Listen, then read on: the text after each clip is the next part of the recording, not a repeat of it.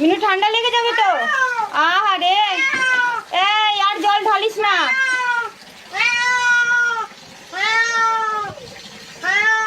গা মুছা হবে মিনু। মিনু স্নান করছো? আজকে দিওয়ালি আছে তাই জন্য স্নান করছো বাবা? কে বলবে? এই বেশি জল কেন ঢালছো মিনু?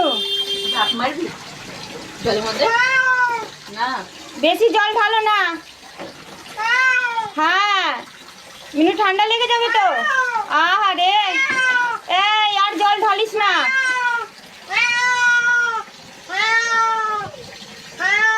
গা মুছা হবে মিনু। মিনু স্নান করছো?